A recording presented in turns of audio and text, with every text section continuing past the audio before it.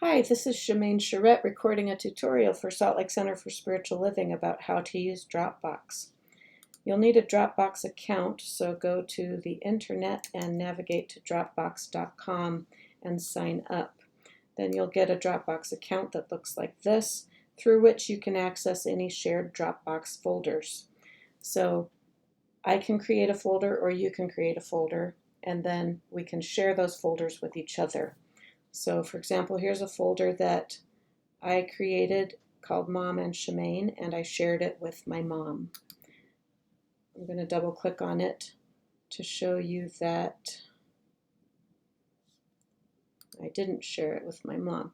Okay, let me choose a different example. I created Nancy's historical music and shared it with my mom. I have access, I'm the owner, and Nancy can edit. You can also share it in this way. If you're an editor, you can share it, or an owner, you can share it by just clicking share and typing an email address. And then choosing whether they can edit it or view it. But forgot what I was going to say, but I'm going to move forward. So here's a folder we share. She can add a document, I can add a document or a folder. And if she adds a document or a folder like this ad hoc singers, then it uploads from her computer to Dropbox online. And then it downloads to my personal Dropbox app on my computer. Nancy's Historical Music, ad hoc singers. You see these green check marks. That means it's fully downloaded from the internet to this local Dropbox on my computer. If she uploads it, or I'll give you a different example, if Raj uploads the service video to the SLCSL Talks folder and sends you a text and says it's in the Dropbox folder, but you go here and you don't see anything, most likely you'll also see, instead of a green check mark, a blue circle with two arrows. And if you hover over that, instead of saying up to date, like these, it'll say not up to date or in progress or something like that. So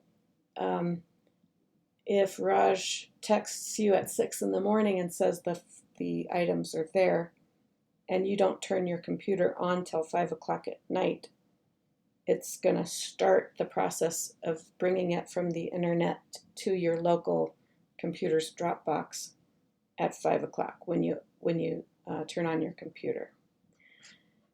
And then once it's up to date, you can move it out of Dropbox by just dragging it to your desktop. However, by this method, it moves it out of Dropbox for everybody. Raj won't be able to see it anymore either. I usually do that because I'm the only one who needs access to it, and that helps create space for him to upload next week's.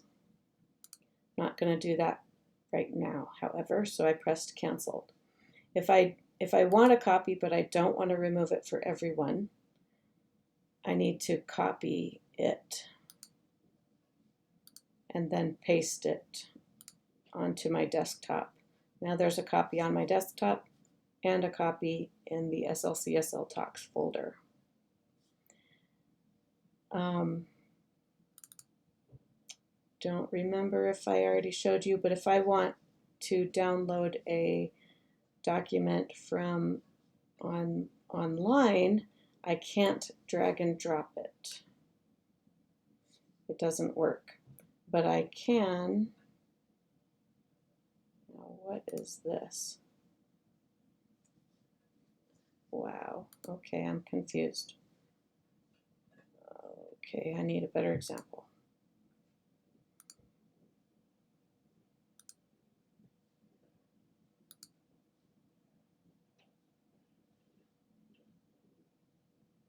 Okay, I want this document, and I'm gonna go, first I have to hover over the document then click on the three dots and click download. Now I can download it to my documents. It takes a little longer than dragging and dropping, but I don't have to copy and paste because you see it's on my computer and it's still in Dropbox. Here's my documents. It's on my computer and it's still in Dropbox. Okay. You can see here in this SLCSL MC Standards and Practices manual folder that I can edit it, Camille can edit it, Linda is the owner, Rick can edit it, and two more people are also members of this folder. I'm only an editor, not the owner, but I can share it. I can share access to this folder by typing in an email address. And then I can choose whether they can edit it or view it.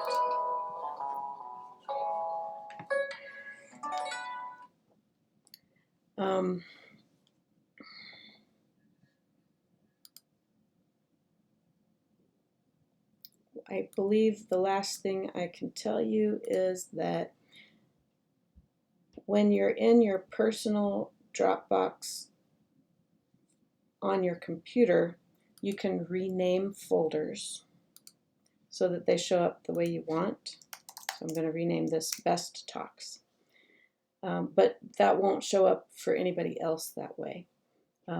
I probably added some of these SLCSLs so because I wanted them all to show up at the same place, because there's the church's folders and then there's my personal folders and they're all mixed up. This folder called LCBOT Meeting Minutes and Reports, I'm not an editor on that, so I can't rename that one. It's counterintuitive because I can rename this Talks one, but it doesn't rename it for anybody else. So I don't know why it would matter. See, I'll navigate away and refresh the page just to show you. Shared. Oh, it renamed it on my Dropbox Online, but I really don't believe that it renames it for anybody else.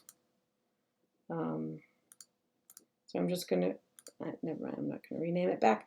I believe that's all you need to know about Dropbox. If I can be of further assistance, you can write to me on Facebook. I am Shemaine Charette. Thank you, and thank you for your service to SLCSL.